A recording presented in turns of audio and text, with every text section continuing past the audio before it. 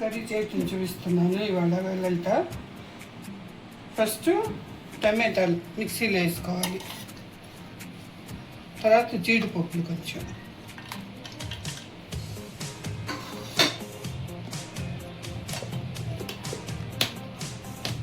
ఇది ప్యూరీ లాగా చేసుకోవాలి. ఇది మిక్సీ వేసుకోవాలి.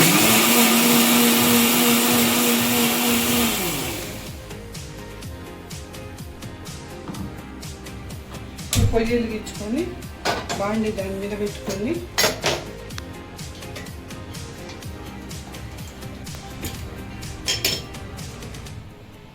ఒక టేబుల్ స్పూన్ నూనె వేసుకోవాలి.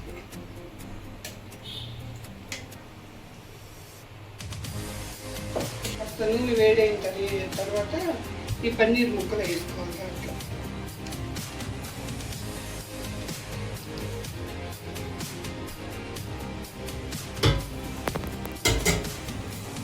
పన్నీర్ ముక్కలు వేసుకొని వీటిని బాగా కొంచెం గోల్డ్ కలర్ వచ్చే వరకు వేయించుకోవాలి.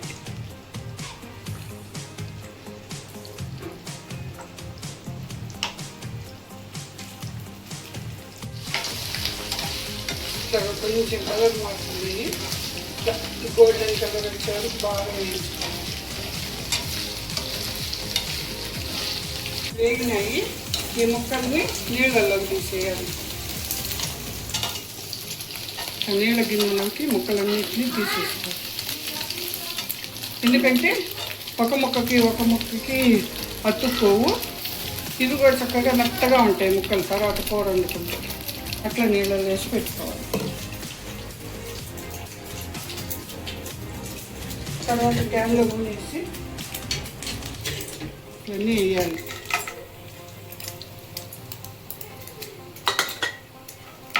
వీటిని కూడా బాగా వేగనీయాలి.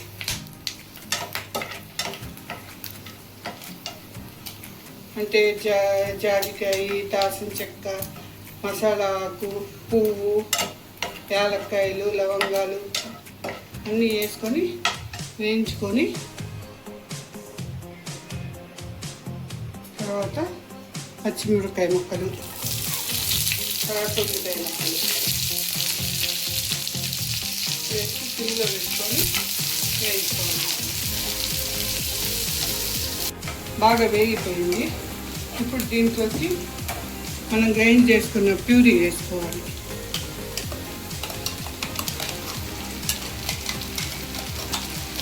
ప్యూరీ వేసుకొని ఇదంతా బాగా కలుపుకొని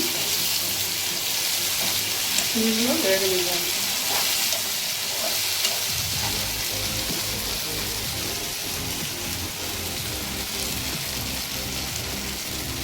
అల్లం వెల్లుల్లి పేస్ట్ కూడా కొంచెం స్పూన్ వేసుకోవాలి. అది ఇది బాగా వేగేట్టు వేయాలి.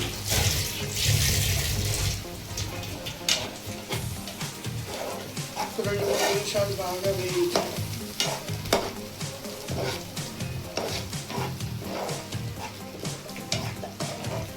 ఇది టమాటా ప్యూరీ అంతా బాగా ఉంటుంది. ఇప్పుడు పసుపు కొంచెం, చిటికెడు ఉప్పు రుచికి సరిపోయినంత, తర్వాత కారం,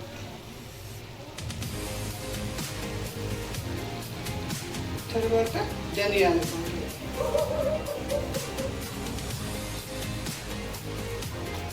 ఈ 4 వేసుకున్న దీన్ని బాగా కలుపుకోవాలి.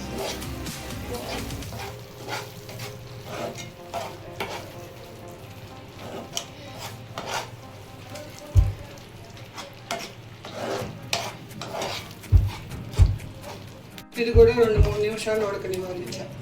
కారం, కొంత మసాలా దీనికి పెట్టేట్టు వేగిపోయింది అంతా. ఇప్పుడు పెరుగు 3-4 స్పూన్లు వేసుకొని దాన్ని బాగా ఇలా పేస్ట్ లాగా చేసేసి దాన్ని కూడా వేసుకోవాలి. వేసుకొని దాన్ని కూడా ఉడకనివ్వాలి. బాగా మసాలా ఈ పెరుగు పడే కలిసే వరకు బాగా పట్టే వరకు కలుపుకోవాలి.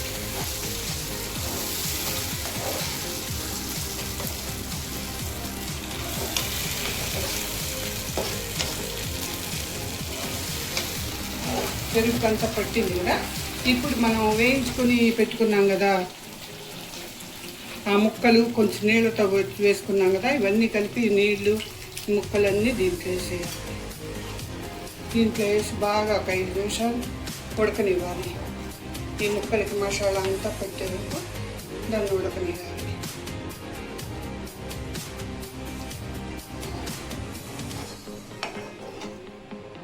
4-5 నిమిషాలు ఉడకనివ్వాలి. బాగా ఉడికిపోయింది. కొత్త పన్నీర్ కొద్ది దీంట్లో ఇప్పుడు గరం మసాలా పౌడర్ వేయాలి. కస్తూరి మెతి కూడా వేయాలండి. ఇది నా దగ్గర లేదు, అందుకని దాన్ని వేయలేదు. అది కస్తూరి మెతి కూడా వేసుకోవాలి. తర్వాత కొత్తిమీర వేసేసుకొని దీన్ని బాగా కలిపేసుకోవాలి.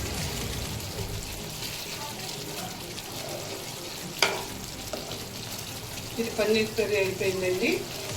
ఇది రోటీలోకి, చపాతీలోకి, బిర్యానీలోకి, అంతేకాకుండా అన్నంలో కూడా వేసుకోవచ్చండి, బాగుంటుంది.